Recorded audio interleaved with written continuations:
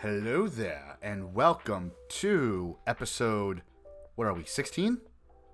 Yeah, we're 16, holy crap. 16, dude. 16, episode 16 of Ilum Radio. I am your host, Dave the Bearded Menace, and Dave the Bearded Menace. I messed up my own name, let's do that one more time.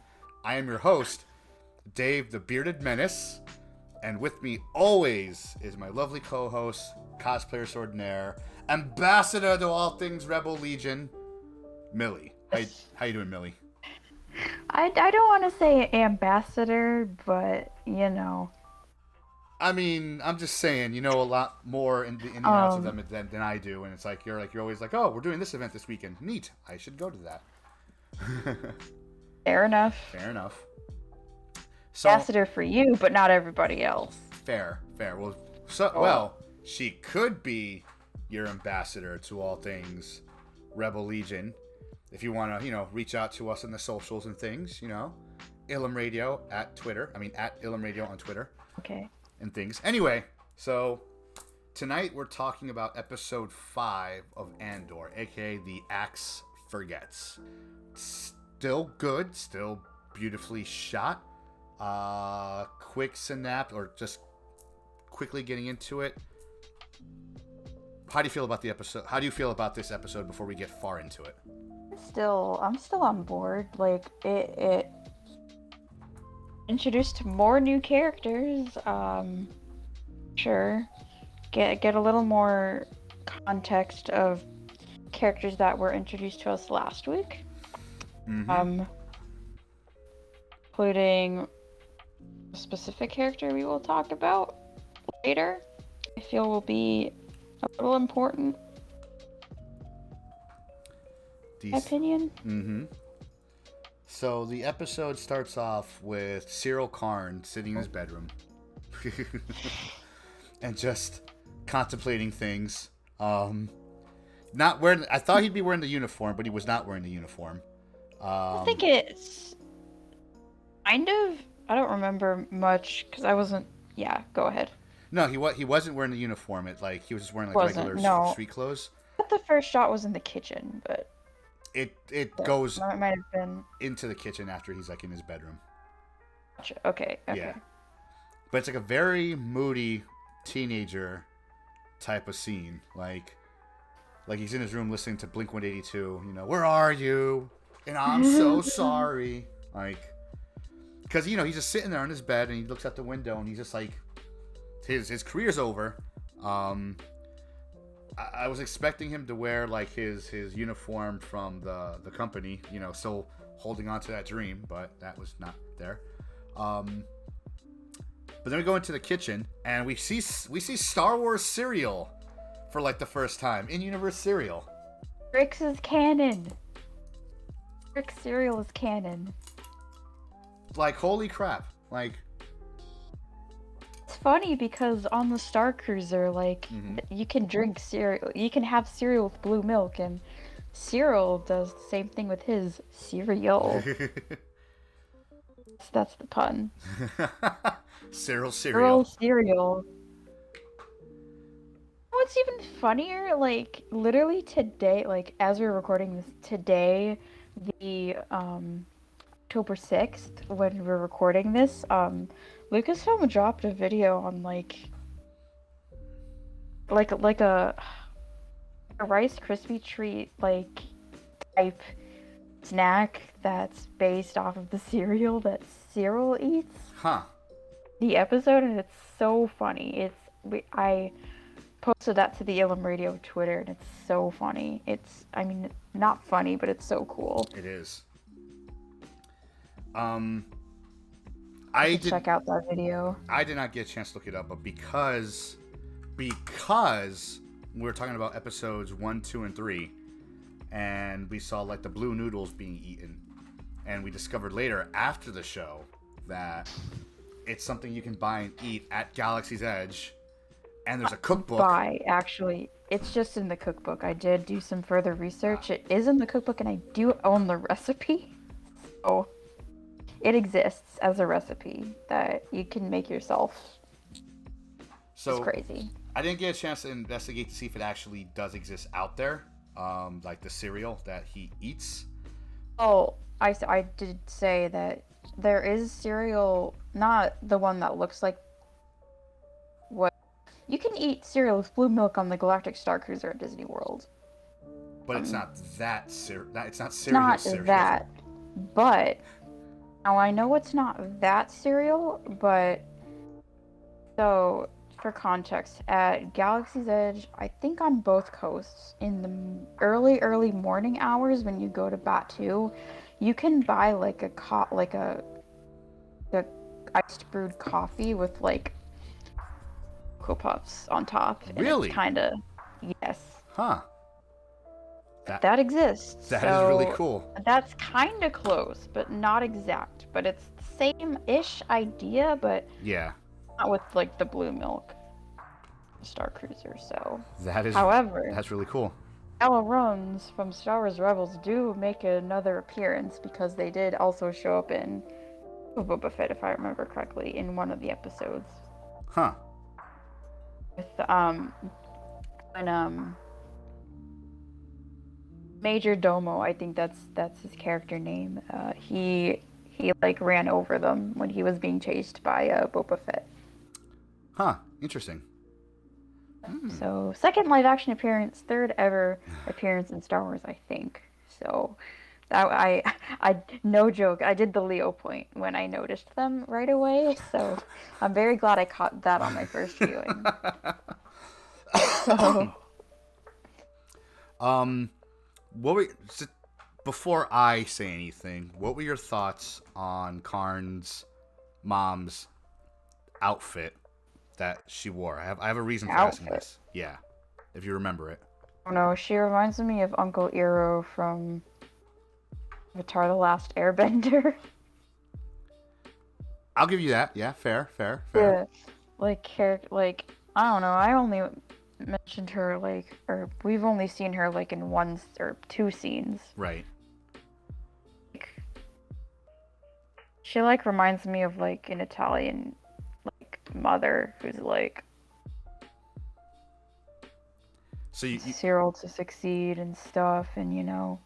So you kind of hit on the head where I was going with this question. All right. So go ahead. What were you thinking? Doesn't her outfit remind you of like what an old grandma would wear, or like it just looks like I don't know how to explain it, but like, and again, it's just semantics and me just kind of pointing out like I guess you could say the good detail work of this show. But her is that age to be a grandma if she was one. Right, her outfit looks like it's old, even for this world that's all future. Like it's like out of style almost. Sure. Right. She lived during the Clone Wars. Yeah, like it looks like what she wore would have been the height of style during the Clone Wars, you know. But now it's just like retro. She's like that old lady still wearing the old lady clothes. It just looked like old lady clothes. Sure, yeah. And that's what I thought it was dope. It was such a small detail, but it's like wow, that looks. And it does remind me of like prequel era like costumes, actually. Right. Now that I think about it. And it's so cool because it's like that is dope. She would be wearing her older, like most. That's what our parents do. Like, I don't know anyone's parents who is over the age of like 50 or 60 that wears up to date clothing unless they're really like with it. They always wear like clothes they wore 10, 20 years ago. Yeah, for sure. So I'm like, that was cool. That was cool. And she's very like, yeah, she wants Cyril to succeed, but she's also very overbearing. In a way, like you can see kind of why he is the way he is with certain things, I guess. And then she brings up the Uncle Harlow, which Harlow, yeah. That was not familiar to me. Was it familiar to you? Oh, this is the first time I'm hearing about this Uncle Harlow. Now, when I heard of the Uncle Harlow thing, I don't know why I immediately thought of like Godfather now. Well, like Italian, like mafia. Like, is this uncle some part of the mafia or something? I don't know. He's part of the Black Suns. I mean, like, it's Star Wars. Mafias can exist. Like, space mafias can exist. They do. They absolutely do. Star Wars. But yeah, like mafia stuff does exist in Star Wars, and on Wikipedia, there's no other little link unless they haven't really updated it yet. Oh, it just says Harlow. That's it. Right. So I don't think he's anyone important. I mean, again, we're Star Wars fans. We overanalyze like we do. Yeah, yeah. It's fun, but at the same time, like, does it matter? I don't know. I guess we'll see where Cyril's character arc goes next. But I like that he was eating cereal. So there's something about cereal was eating cereal. So just now that you said it, I'm gonna keep on saying it through this entire episode. You open up a box of worms here. So it just occurred to me today that rhymes. And actually, there's actually more name rhymes that I actually did realize after watching the episode last night. So bear with me when we do eventually bring those up. So yeah. So next scene, or not, we basically go to Andor waking up as Clem, and his stuff is gone. His stuff he got jacked basically. He wakes up in his his hammock and his stuff's gone. He goes outside and Arvel is going through his shit and basically finds his blaster and another blaster that belongs to the security force. And we find out we know that Andor did time, but now we find out that Arvel did time also. And that he has prison tattoos, which is kind of cool and very, I don't know, for me it's one of those things where it's like it's not something like the first instance. I mean, we have seen tattoos in Star Wars, but like not that kind of tattoo. Right. And like it's not one of those things that we thought about, but once you hear about it, you're like, oh yeah, it makes sense they would have that. Yeah. Because the Clone Wars, like some of them were tattooed. Hunter's tattooed. That's a tattoo on his face, you know. So Dr. Aphra in the comics has like an arm. Oh, that's tattoo. right. She has a sleeve. Darth Maul, you know. Yeah. Hera has a tattoo technically, right? In Solo. Does she? Wait, I think her she does. Like wrist. Yeah, like the Crimson Dawn logo. Yeah, I think you're right. I think everyone who's in Crimson Dawn has one. Yeah, that they're like part of the group. Yeah. See, they do exist, but like, I think it's the first time we've heard of a prison tattoo. Right. In canon. And you know, it's cool. One was, if I'm reading this correctly, one was the crate head, and the by the hand, which is like on his like forearm, I guess. Which Clem knew what they were, and yeah, it's not. It's just, I don't know. And again, one of those little tiny details that wasn't necessary, but I'm glad they threw in here to give that world building that we already have, and it's cool. But yeah, he's asking about the security gun, and Cassian's like, oh, I know nothing about it. It's very like tension building scene. What do you think when they're talking to each other out there? Dude, I was like, oh, what are they gonna do? Are they gonna gonna kill each other at some point? Like, I feel like someone in the group is gonna get betrayed. Is gonna betray the group, and I feel like it's gonna be that guy, knowing how things go in TV shows. I agree. I don't know. I just have a gut feeling that he's gonna die first or something. Well, it's either him. I don't want to go too far, but you know, it's either him. Not on the poster, so. Ooh. That's true. That's true. Half of them aren't on the poster. Yeah, the only one from that group is Sintra and Vel. You're right. Yes. Girlfriends. Yeah, they It looked like they were implied to be dating. Yeah, like she's already sharing a blanket. I'm like, all right, cool. I can only I didn't look on the Twitterverse, but I'm like wondering like how many like neckbeards lost it when they said that scene. And there's a Twitter account called Star Wars Queers Watch on Twitter, and they do search for like your characters in any Star Wars medium, including like comics, audiobooks, everything. So, And they did comment on that, so it's not like 100%, but it's like kinda implying it, but it's not 100% confirmation yet. I think it's, yeah. Yeah. It's implied There's pretty no hard. way. Yeah. Well, cause I know we're jumping ahead, because like later on, Andor reveals that he's being paid. You Yes. know, and he says, "Look, I just don't." We already knew this. Right. Obviously. Yeah, we already Because, knew it, but we saw the scene. but Vel's crew didn't know. And he's like, "Listen, man, I just want you to know I'm being paid. I didn't want like looking over my back the whole time. I want to make it out alive. I don't believe in this cause. I don't believe in jack shit. Like, I just want to get out." And they look at Centra, and is her name Centra or Centra Fudge? Another name I messed up. No. So yeah, they look at Cinta, and she's like, "Nope, she didn't tell me. Not at all. I didn't know." That was when I realized, ooh, wait a minute. Yeah, they're a thing. They are a thing. But yeah, he just tells him like, "Look, man, I'm getting paid. Like, it's fine." I know, again, we jumped ahead, but yeah. But going back to it, yeah, like they basically share like a war story of being in prison. And we have Skeen talks about like Karis and experience and being a true believer of the cause and all that stuff, and and Cinta's like stone cold and fearless, and Lieutenant Gorn, basically the Imperial, like how he's the key to the plan. He's gonna get in there and help him, like the spy get in there. Which, again, it still tells me, because he was a troop, so the spy, Lieutenant Gorn, he was a true believer, right? He joined the Empire, and then he met a woman on the planet.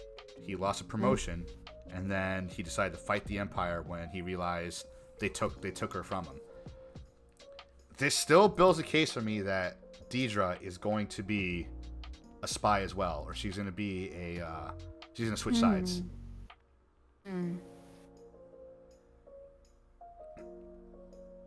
I don't know. It's still too early to tell. It is. She could be very much like just in this to win it, but like Krennic, really. He wants to like win. Yeah.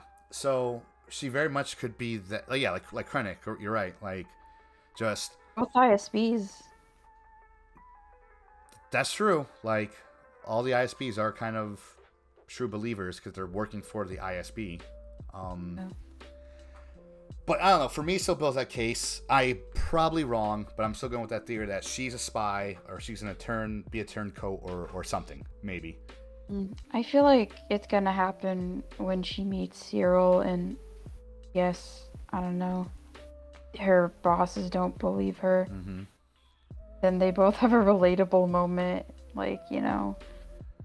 I'm just saying they're gonna meet at some point. I feel like they're gonna be a thing. Yeah, I don't know.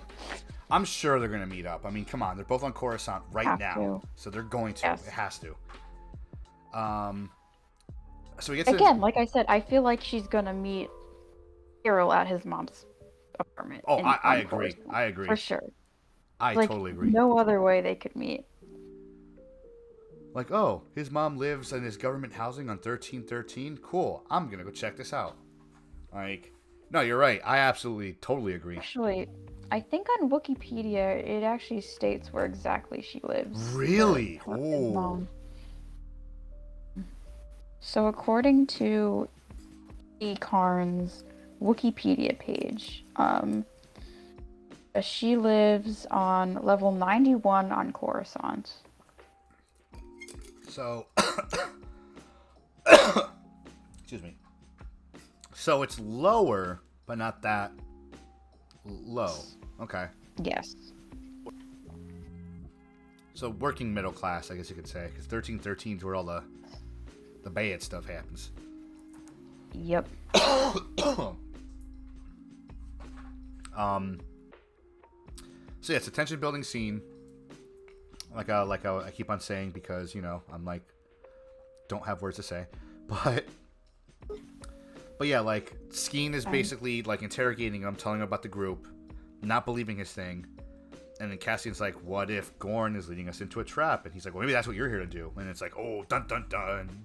And we go to the next scene where Mon Mothma's having breakfast. And we come to find out she has a fucking daughter. Dude. Hey, so interesting thing to note here. So, Mon Mothma's daughter, name is Lita. With the D, you get Leia. Huh. So, I did some further research on who Lita is. She existed in Legends as Mon Mothma's daughter. So she's a Legends character they brought, like Yes. like Thrawn. She's a Legend character they brought in. Yeah, Lita has her own Wikipedia page as well, and it details a lot of things. Whoa, yeah. Canon and Legends. No shit. That's how I found out. Okay, well, I found out she had a daughter. Everyone was probably in the Legends like, oh yeah, look at that. This was my first time hearing about it as well, but then I did further research when I watched, like, after watching the episode. I did come to find out that she did have a daughter in Legends as well, so same name, so that is pretty. With an unnamed husband or unnamed partner in Legends, so unlike in canon. Also in Legends, she had a brother who died on Hoth. Really? Yeah. For Legends, like Mon Mothma or Lita? Lita had a brother. No shit. Huh. Yeah, so she had two children, I think, in Legends, if I remember correctly. But here it looks like she just has Lita. For now. Let's not speculate too much, because I feel like if she had more kids, then we probably would already saw them. True. I mean, for all we know, you know what? I'm just gonna call it. I'm probably wrong. To be fair, the older brother in Legends was older, so like, but still. No, like, I don't want to speculate that there's a second one. I mean, I'm just gonna call it. I might be wrong. I am sure I'm wrong, but I think Karis, the young kid that was playing with like the little like the one that fell asleep at his post in like the third episode. Wait. Or Karis is, I think it's pronounced. Remind me who that is. So in the third episode, when they're coming down to meet at the camp, he's the one sleeping at his post, and Skeen wakes him up saying, hey, you know, if you fell asleep with Saw Gerrera or anybody else, like, you would have been, like, shot. They would have given it to you right there. That character. He's the young kid. I know his name is Karis Nemec, but, I mean, he could be using an alias, and he could be fighting here.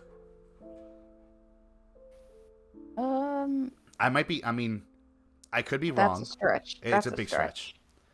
Because, one, Mon Mothma will be freaking out knowing her kid's out there about to do this. For sure. But I mean,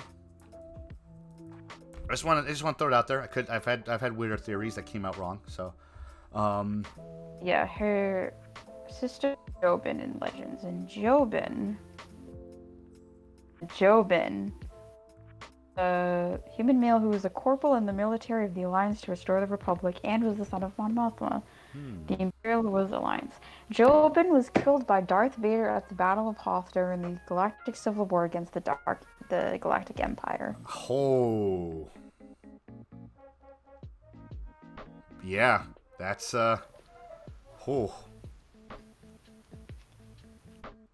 After his death, his mother Mon Mothma received Jobin's message shortly before the Battle of Andor.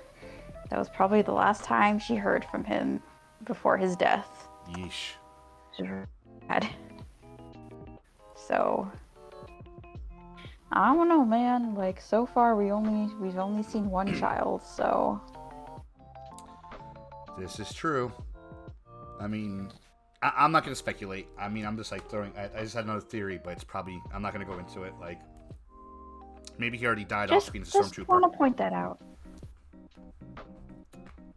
Just wanted to point that out there, knowing that She was a Legends character back into canon. Oh, gives me hope for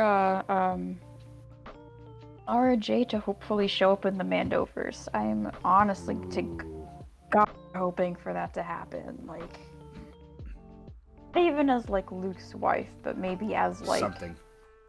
post Palpatine, like working for Palpatine. Because like we all know Palpatine had like a backup plan post Return of the Jedi. Oh, for like sure. maybe For Mara sure. Jade is part of that plan.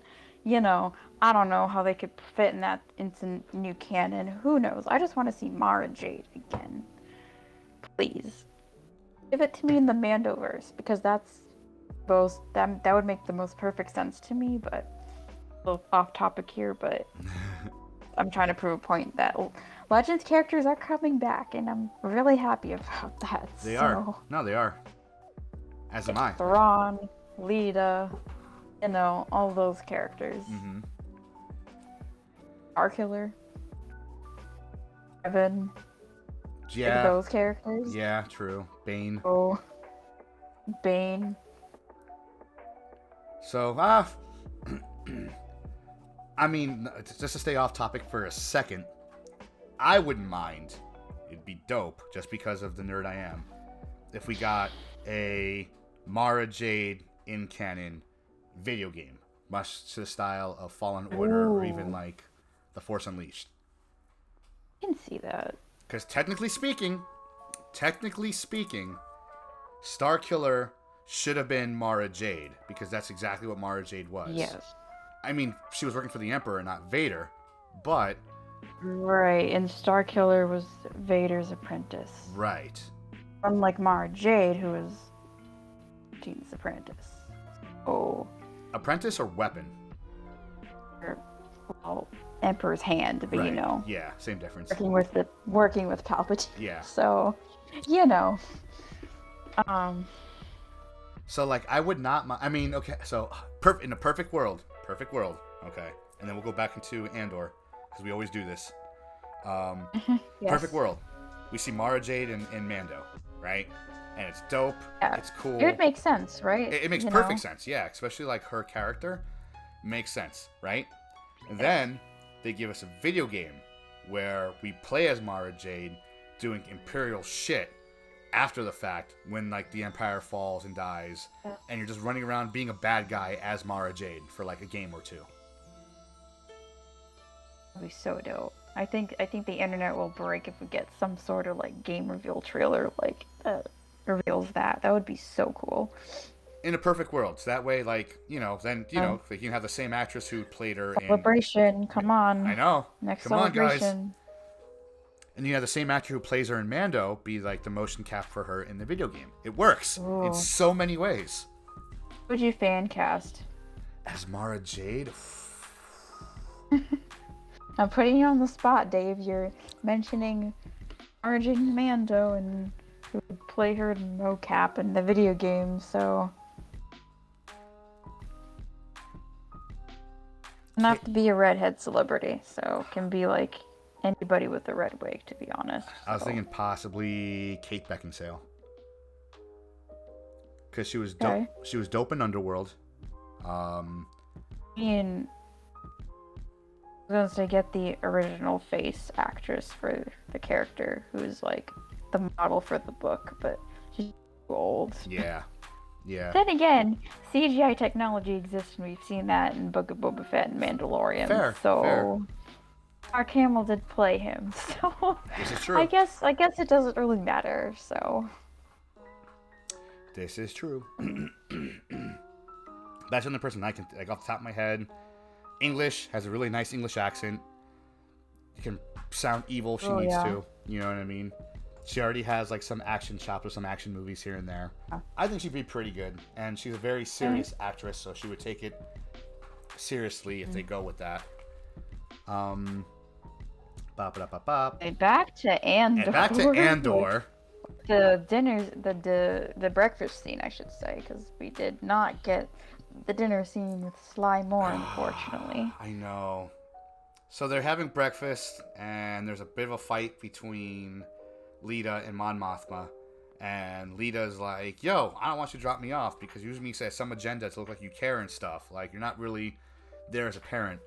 And freaking her, like, Perrin, the jerk he is sitting there kind of smirking a little bit like, yes, my child. God, wait a minute. Uh-oh, what? Wait. Lita looks the same exact, like, she looks the same age as Luke, Leia, and Ezra would be around this time. I just realized that. Holy moly. She'd be 15 years old. She looks 15, actually. Yeah.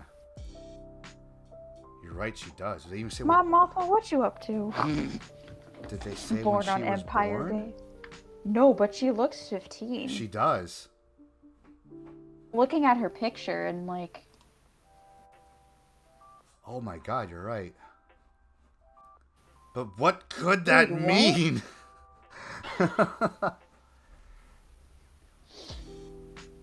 I am suspicious now. Not that this is a coincidence, but like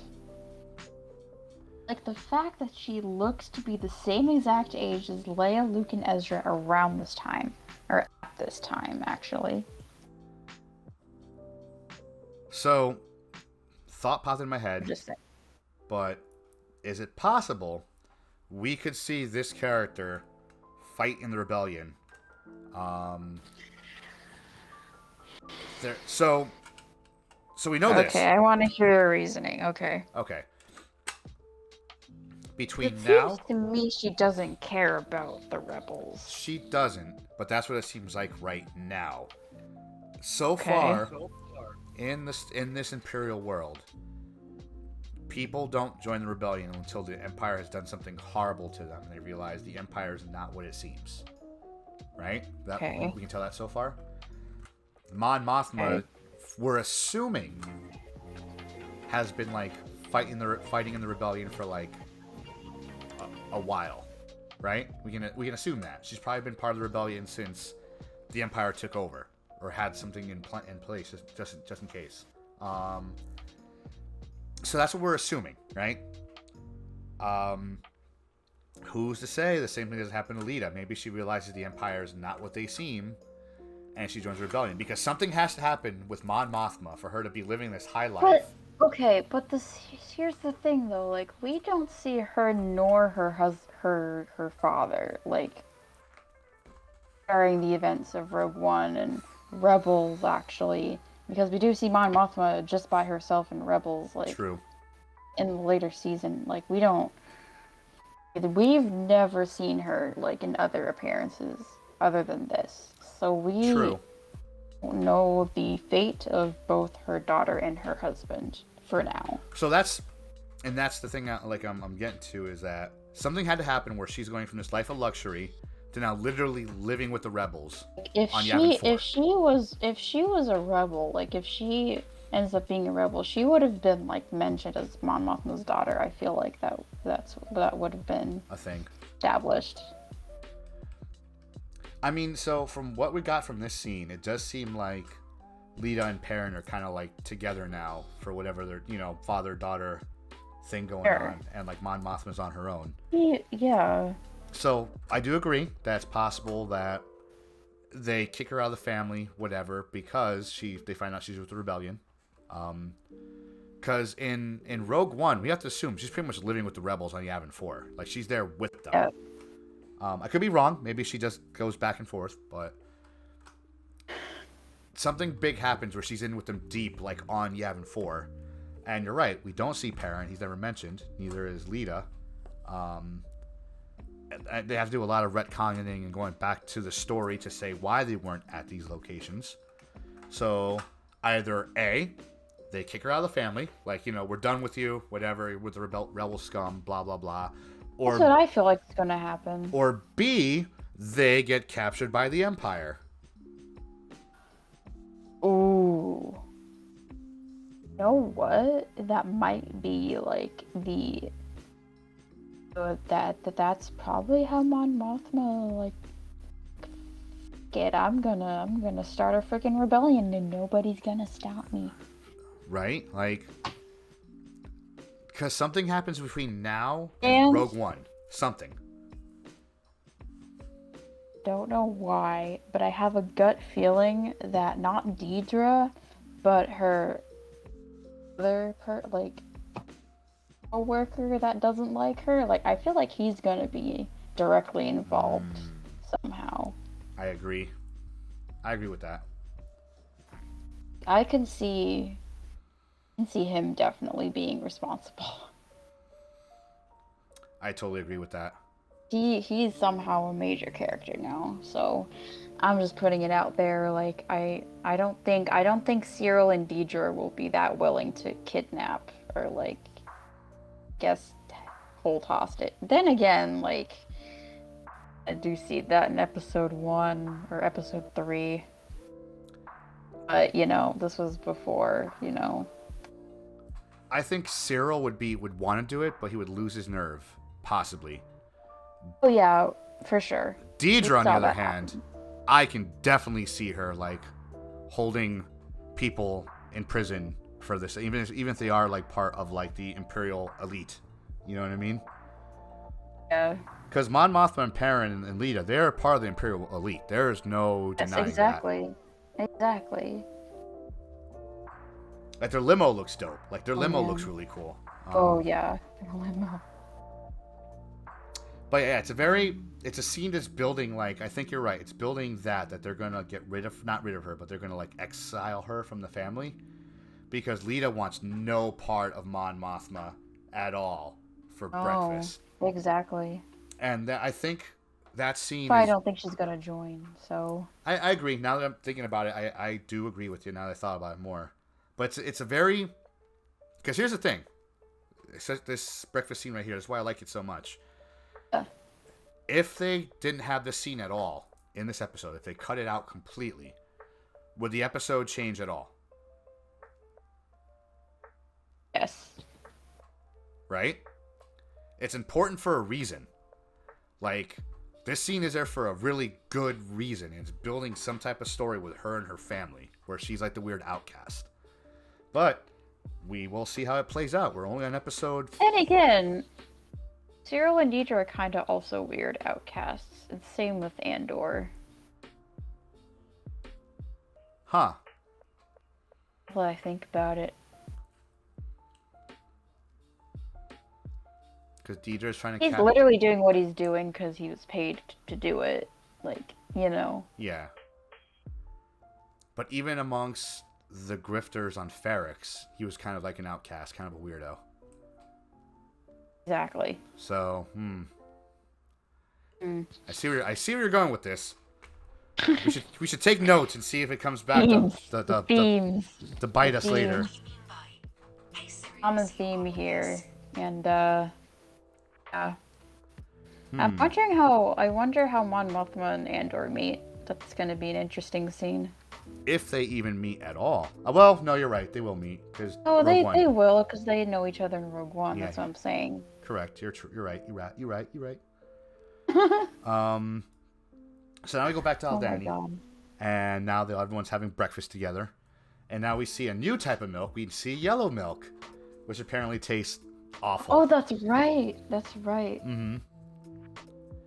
Well, green milk exists, but not yellow milk. It was like a very weird color, and it's like, look at that. I think it's called Dre milk. Yellow milk was in the Mon Mothma scene, the breakfast scene. Say again? Is the yellow milk in the Mon Mothma scene? Because I think I missed out. I think I missed that detail. I wasn't even paying attention to the milk in there. I was looking at the milk from when he's having breakfast with... When Andor's having breakfast with that strike team with the... Oh, okay. That's where I saw the yellow. But I could be wrong. Hang on, let me look at the... They're not even having milk at all in Mon Mothma scene. It looks like there's wine on the table for breakfast. And if we go... That tracks for the husband. Yeah. He gives me a drunk... He is sloshed out of his mind. And we go. Yep, it's like a yellowish type of milk that they're drinking with the... Okay, I thought so. Yeah. So yeah, we have yellow milk now, which... Sure, okay. And apparently it tastes awful because Andor, sorry, gets rid of it afterwards. Wonder why they don't sell it at Bat2. So, he shows like Andor like a navigational tool and starts talking about how like, you know, it's great because one, it doesn't rely on the Empire. You can fix it yourself. Yada yada yada. What's up? I just realized. Remember the goats, the space goats? I feel like that might be their version of goat milk. Yeah, I think you're right. Cause like they got the milk from somewhere, and they have goats not too far, so. With like 6 horns. They're 6 horns, yeah. So. Like space goat milk is yellow, so there you go.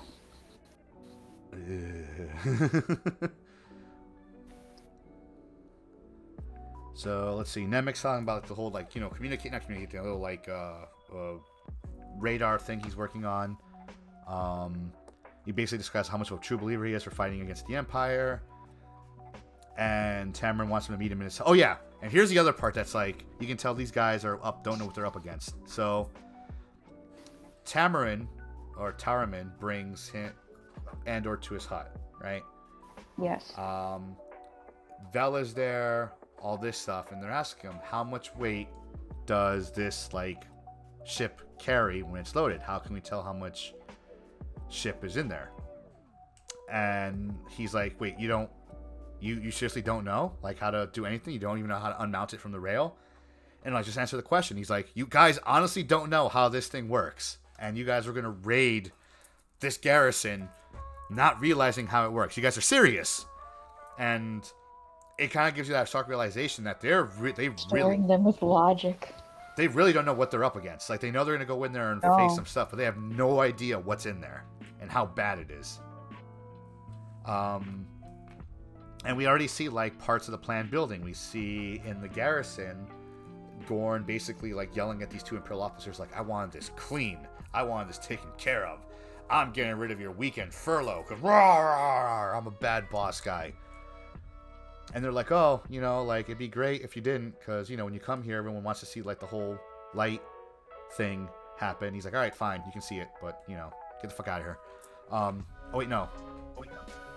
Wrong scene is when he's cleaning stuff, but yeah, so we see, like, him already trying to build a plan on the inside to help, like, this team do garrison stuff. What are your... I mean... I don't think he's going to betray them, but what's your whole take on Gorn again right now? I don't trust Gorn. Because from what they're showing us, it looks like he's helping set up for this plan. Like, they're cleaning shit up, they're getting rid of things, like, he's really setting up for it, so... It's weird. Like, I need to remember his face. Hold on. I need to remember Gorn's face. Guy with the like imprisoned tattoos, because yeah, I don't trust him. Nope, he's not the prison tattoo guy. Gorn is the Imperial officer that's helping them. Oh, Gorn, no, yeah, I trust him. Definitely, yeah. Yeah.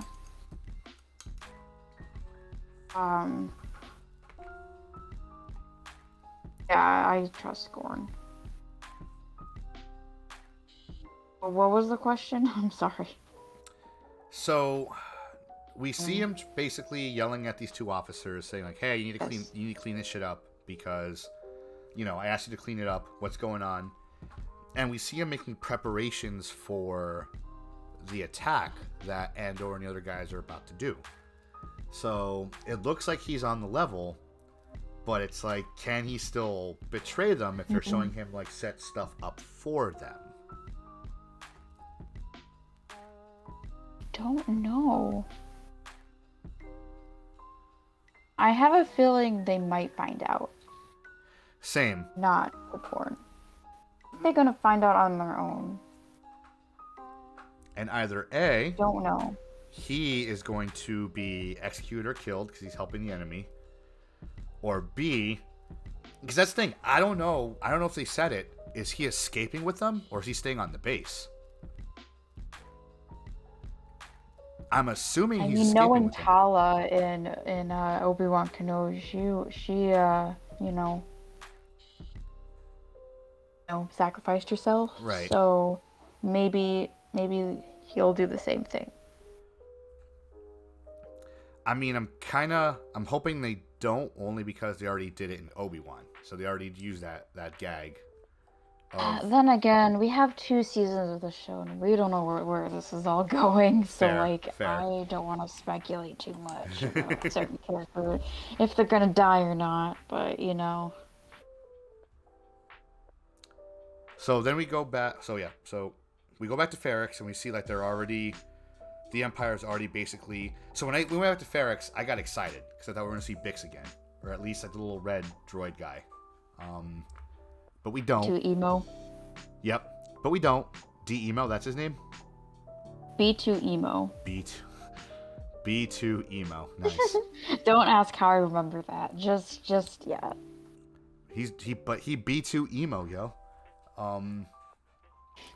So we're on Ferrix, and I was hoping we would see Bix and B2 Emo again because we're back on Ferrix, but we don't see that. We see the Empire setting up their occupation force, basically. Again, not an important scene. This whole episode probably could have gone without that scene, but it is. Every scene in this feels important. What do you think in this episode? Don't know.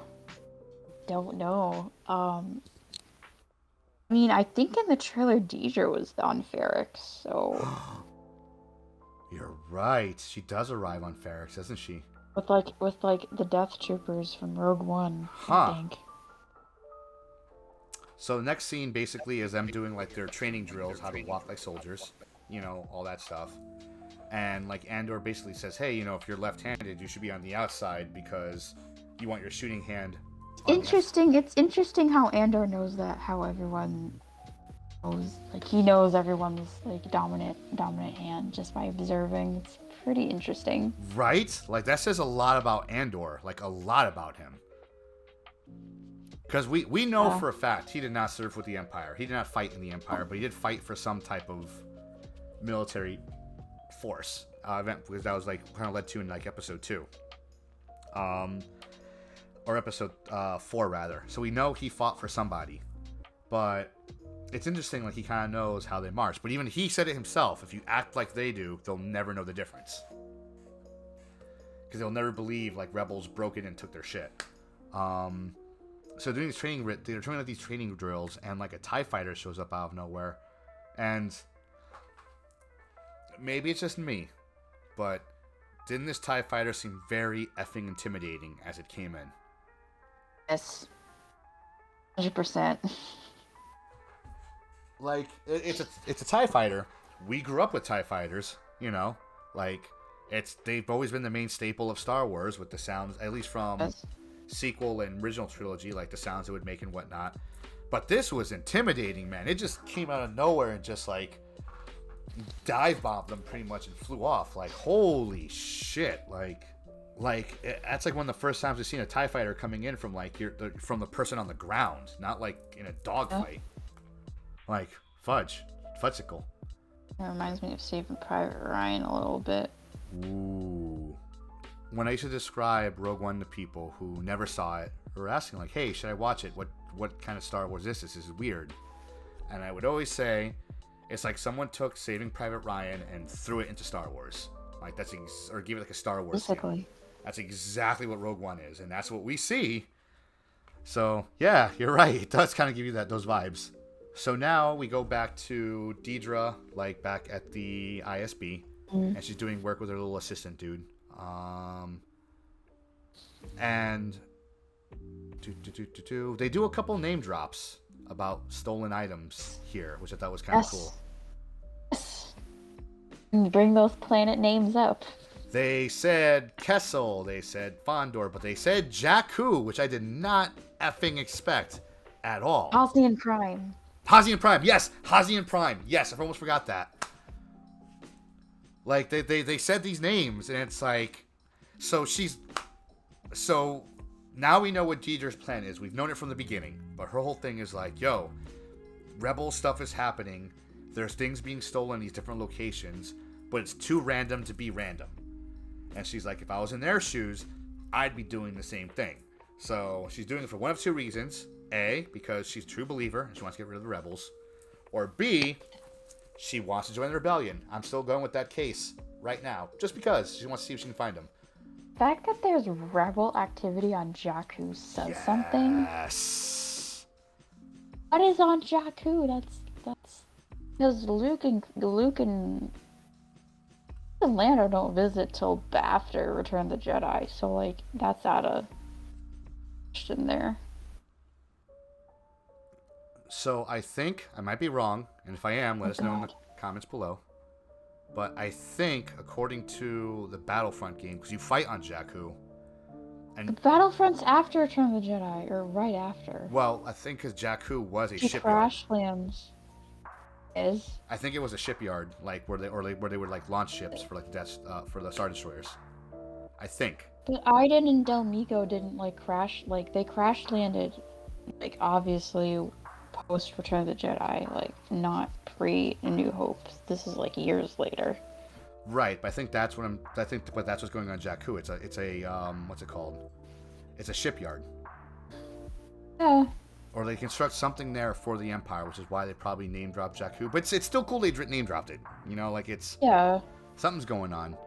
Battle of Jakku was like Jakku. When was the Battle of Jakku? I'm pretty sure that was 3 BBY probably. Also, it's probably Battle 7 years from now. I want to say. Is decisive last stand of the Galactic Empire against the New Republic on the surface and above Jakku.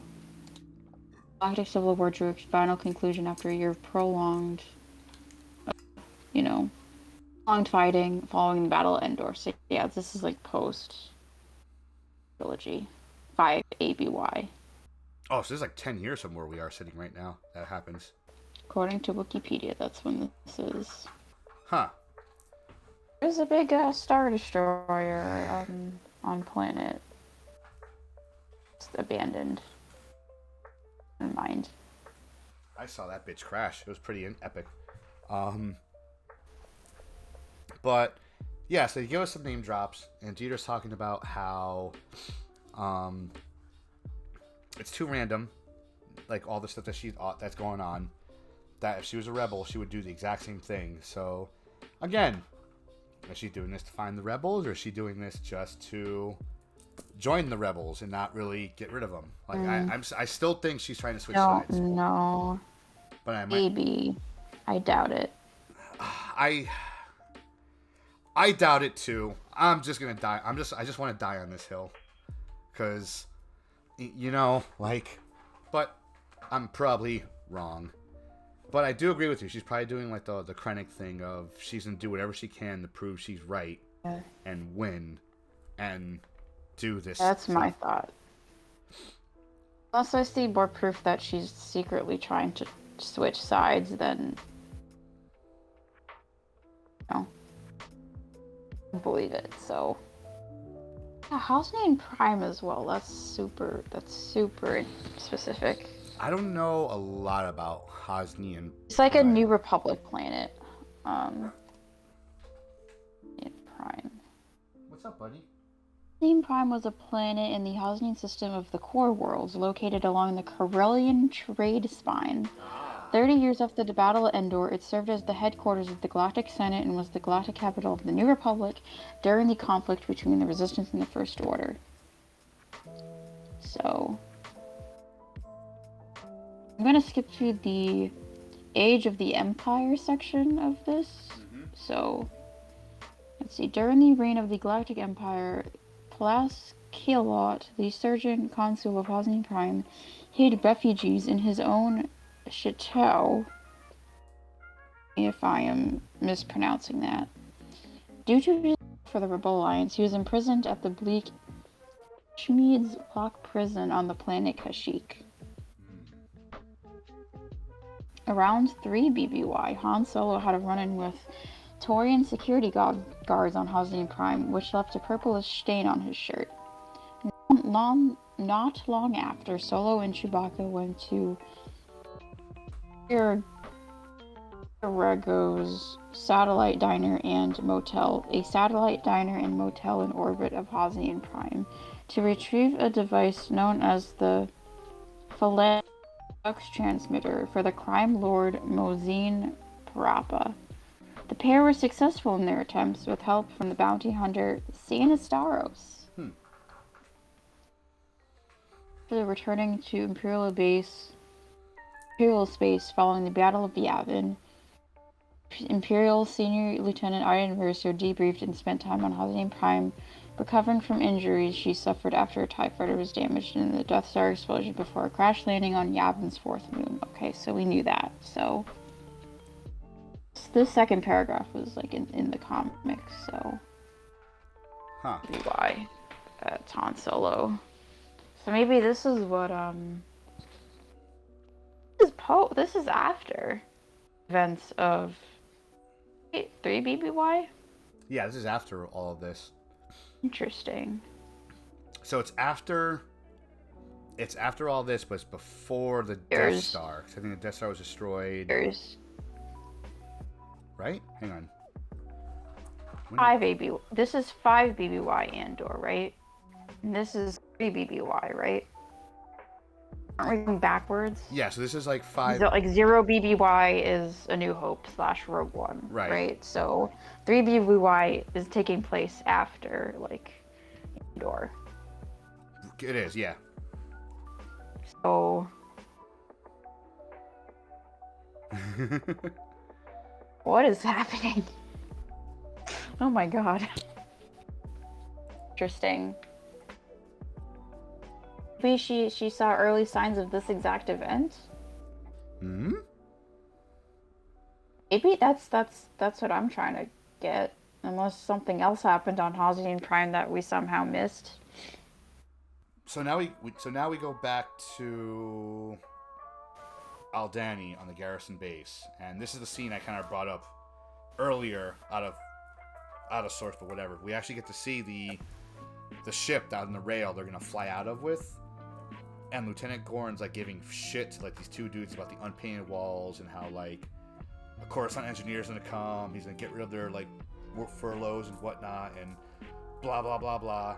And one of the guys is like, the only reason why people come here is because they get to see, the big light event that's gonna happen in a couple days. It'd be really nice if we could see it. You don't take away our furlough, our weekend fun. And then Gorn's like, all right, fine. Like this better be done when you guys get back, but I want minimal security here for this event. So he's already setting up for this heist, basically, like getting them ready to go and like out. But then we go to our rebel band of heroes, and Scheme ambushes Andor and takes his freaking kyber crystal.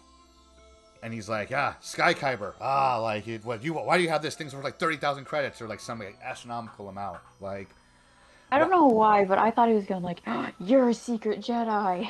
That would have been interesting. I thought he was going to say that also. So, okay, so here's my question to you about this. Wait a minute. Go ahead. Wait a minute.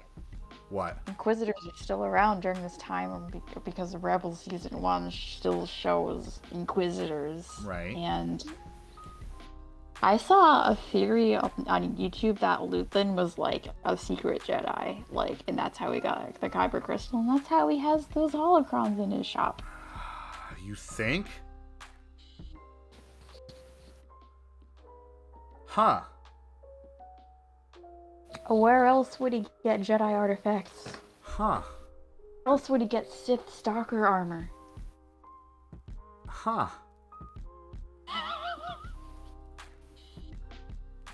I mean, okay. Bro. So the Kyber Crystal, I'm just going off of... The fact that he's paralleling Palpatine and trying to hide from the Force using a physical disguise, he's like... Yeah. So, okay.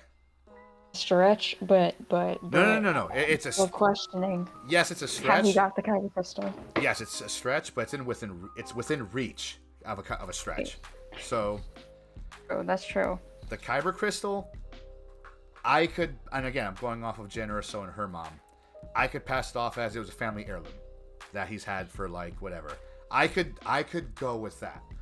But the Sith holocron and the Jedi holocron, I think you're on to something there. You're right. I didn't think of that before. It's like, huh. That does make sense. He probably was an old. I mean, shit.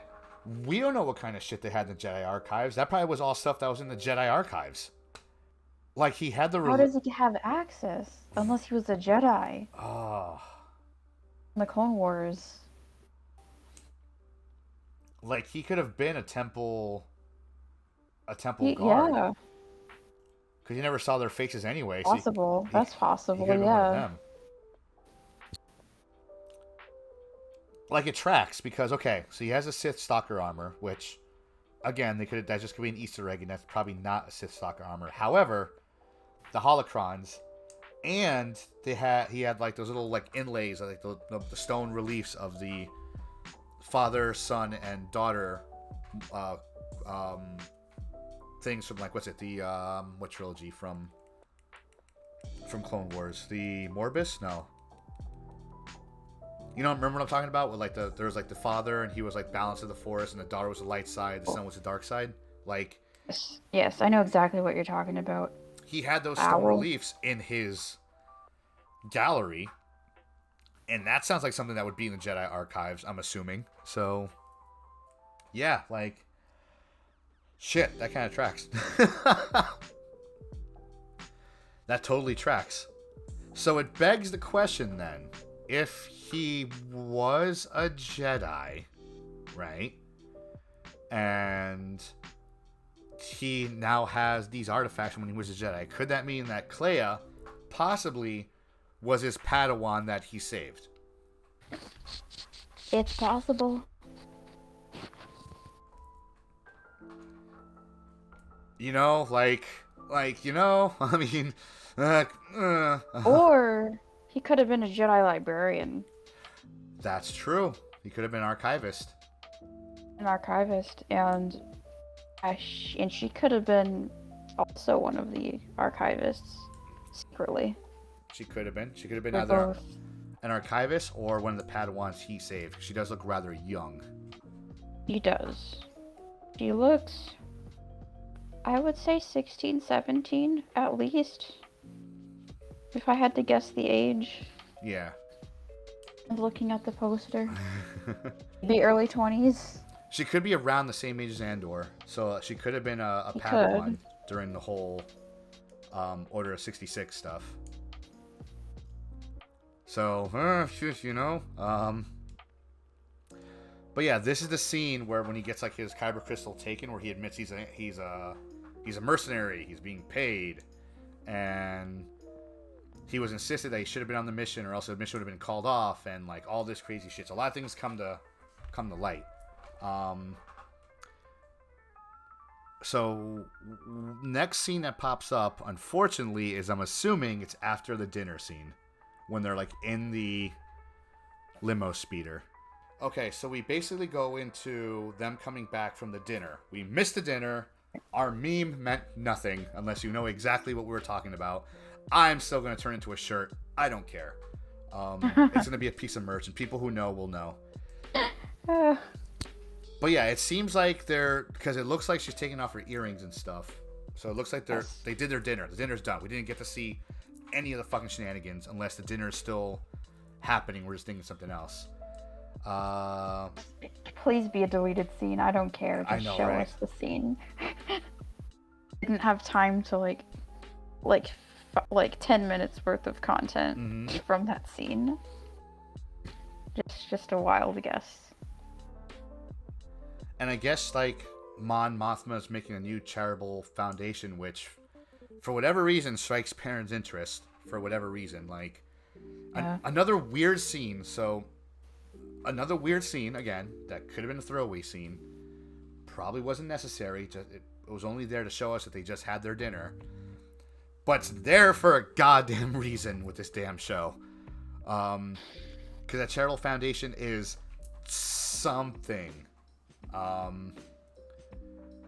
So then we get to one of the last two scenes where it's basically these guys are getting ready.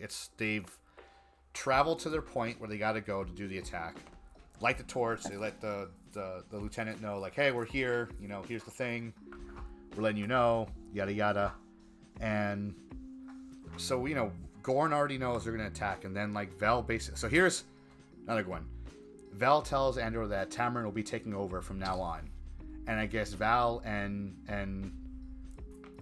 of course, I forget her name right now. Val and Cinta go off to do their own thing.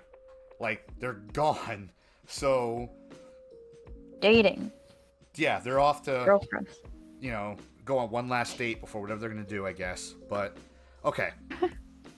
So it makes sense why they could not be part of the team that goes in. Because it looks to be like they're all male. Okay, so that makes sense. Right? But... Sure. Yeah, right now that's how it looks like. However, they both took off armed. So they took off... That's concerning because they're both on the poster. Yes, right? Right? That's what I was getting to. So they take off armed. They're going armed to wherever they're going to go. So it's either a rendezvous point where they're going to meet them, or they're going to attack the garrison from another side. Who only knows? But yes, you hit the nail on the head. They're the only ones on the poster from this entire fucking team. So I'm worried for their safety. either they're going to be... So either they die, the two of them, which sucks. I hope not. Or... I'm saying I think both of them will survive at least most of the season. And the rest of the team with Andor, yes, are going to die. Rogue One style, baby. Oh, boy. Because, like, we know Cassian's going to live.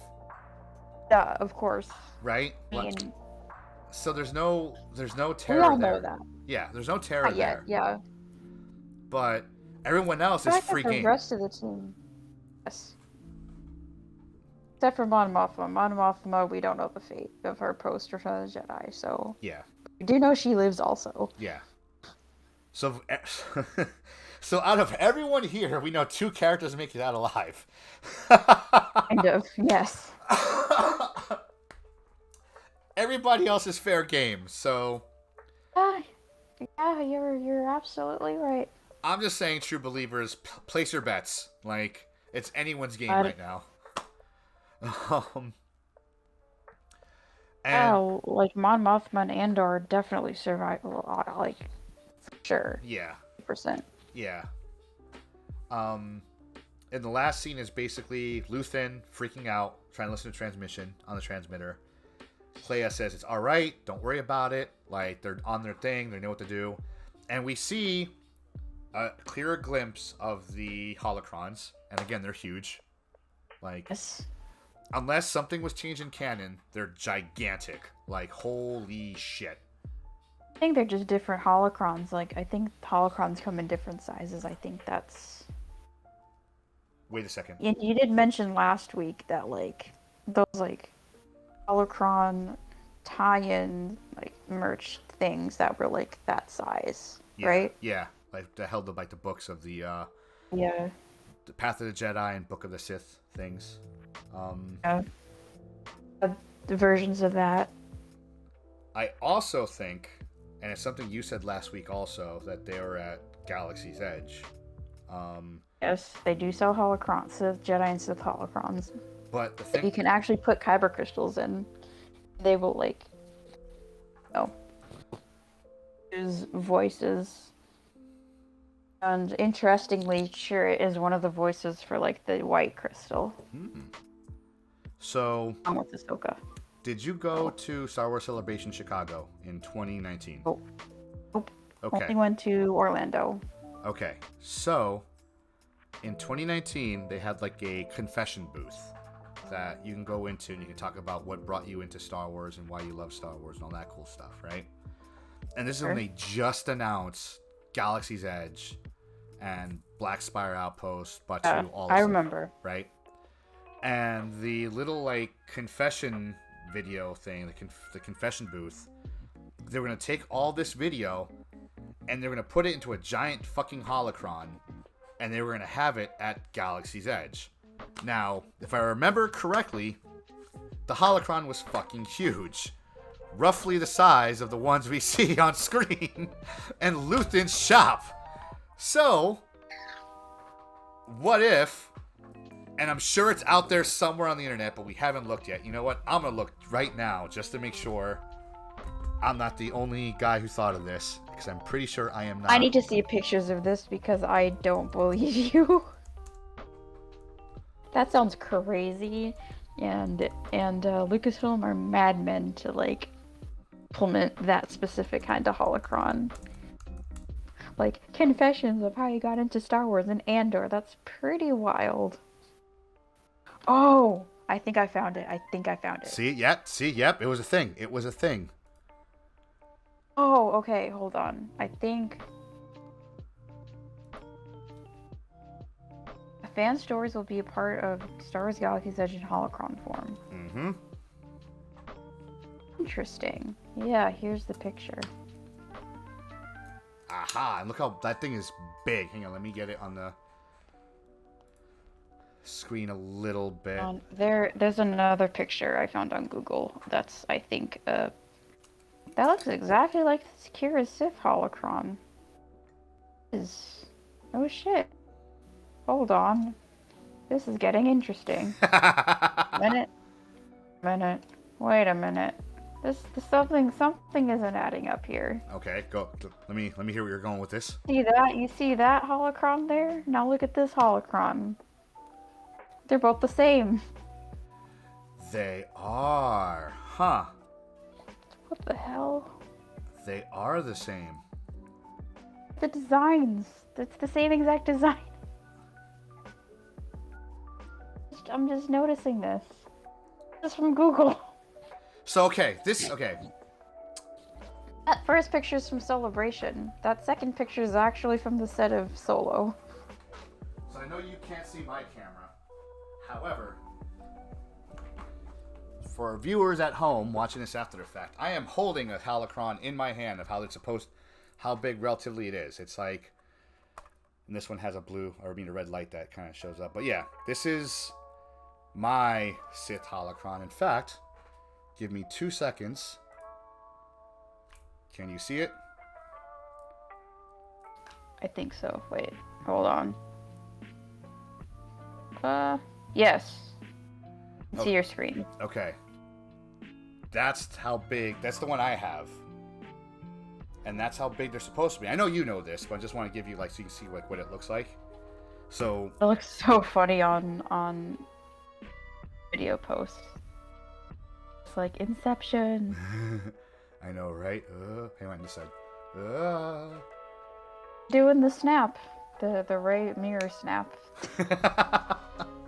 So, all right, let me get back. Anyway. Let me get out of that. Okay. So, sorry, folks. So, yeah, that's the size. I just want to show Millie. You know that's the size it's supposed to be, right? Yes. I know that's the size it's supposed to be. So, why in God's name, the 2 examples we have for a holocron live action in Star Wars are massive? Because that just kind of derailed me. That just kind of derailed me from And also, I never noticed this the day of, probably because I was so excited. Because my confessional videos in that holocron at Galaxy's Edge. But did you save that?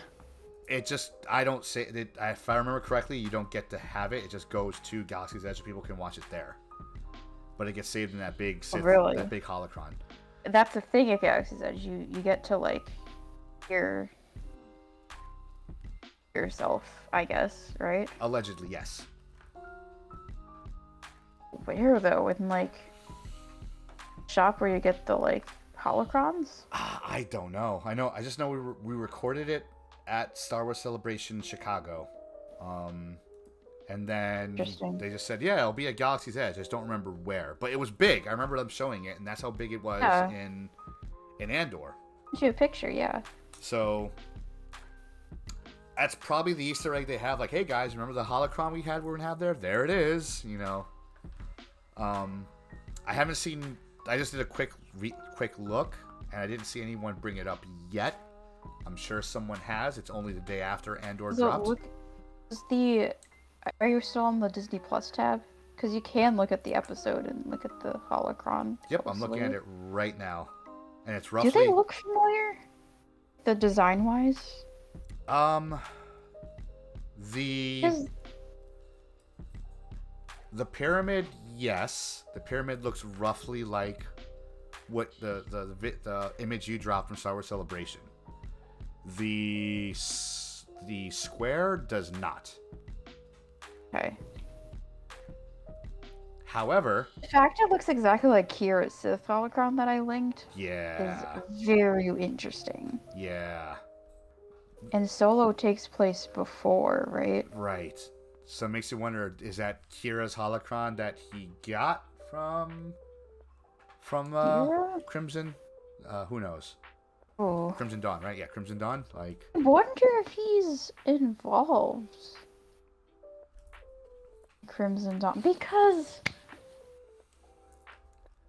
no, Maul is still alive at this point, obviously, because yes, post Solo before Rebels, he's alive. correct. Charge of Crimson Dawn, allegedly, still. But not saying he's gonna show up, but he's around. Maul is around for sure. So the question, His own thing. so we know Maul's around doing stuff, but the question is he still at this point in the game? Is he still in charge of Crimson Dawn, or did he already lose I think everything? he is. He is. Like later on, he does lose everything. Right. Like we don't meet Maul and Rebels till later in the season. Later in the series, I think. Mm-hmm. Mm-hmm. So Later in the season, where they look for a Sith holocron that's the size of this. Sorry. So like, why is it so big? I don't want to be a neckbeard about it. I don't want a neckbeard rage. But god damn it, I need answers. Like, there's. it's like I don't know. It's like lightsabers come in all different shapes and sizes. Like, you know, we've seen how small Yoda's saber is. Like, we've seen how weirdly shaped Dooku's saber is. So like, I don't know, man. Yeah, I don't know. I'm probably looking too hard into it, but yeah, the episode ends with Luthen going to bed and hoping things work out. And he thinks they took a risk including Andor into this. He should have thought more carefully and stuff. And yeah, it kind of ended on a very tension-building note. Stuff's gonna happen next episode, like Yeah. big stuff. Still want Enfys to be involved somehow because I know she's heavily involved with the formation of the rebellion. Well, we know Saw Gerrera is involved, so Exactly. it has to be assumed and hoped that we do see Enfys Nest. So we'll see. Any closing thoughts on this episode? I just want like the cereal really like caught me off guard, and I'm obsessed now. Yep. And I want that recipe that the Star Wars Twitter posted. The Star Wars Twitter and Instagram posted to their socials about that recipe. So Hold on, I gotta write this down. This is gonna be the next meme. Hang on. I gotta make a cereal no. box. Oh no. I gotta make a cereal box. Cyril's cereal. No. Give me a second. Hang on. I gotta write this down. I'm gonna forget it. Hey, I'll do it hey, tonight. now you have to Photoshop. Yeah, you gotta do that tonight and post it. Ilum Radio. You know what? Let's make this a. This is a No. challenge for us and a challenge for you people watching us at home. So we need to engage our viewers. Make a meme based off of this week's episode. We dare Exactly. you. And we'll make it. Ilum Radio meme. Because the Mon Mothma one was so popular. I was like shocked. I'm like, ooh. It blew up. So, do that again this week. Cyril's cereal, part of everyday breakfast. Oh man, it's my fault that I came up with the rhyme, so. Yeah, a delicious part of your imperial breakfast. I'm doing this Wait, tonight. and tricks are for, no, one officers. I don't know. Rebels. Oh, I am making this Except tonight. for Imperials. I wasn't a stream, but I gotta make this tonight. Like, that has to be a thing Oh my before, God. before like this show goes live.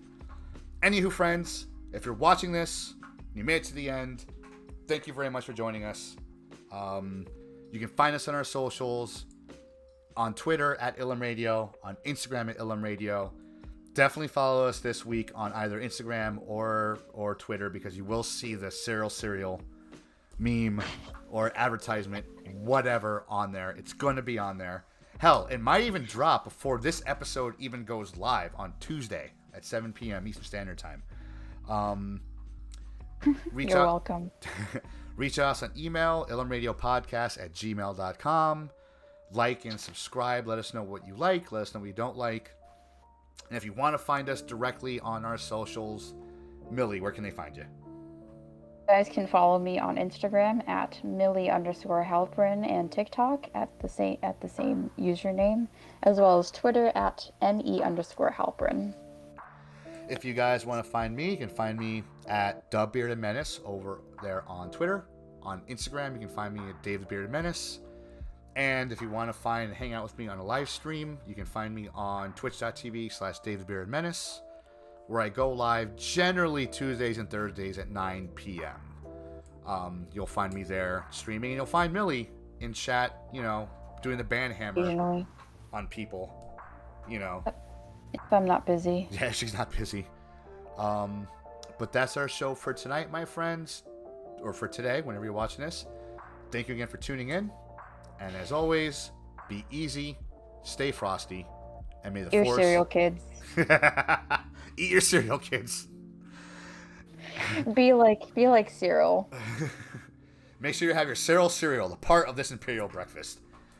All right, guys. As always, be easy, stay frosty, and may the force be with you. You. Peace, guys.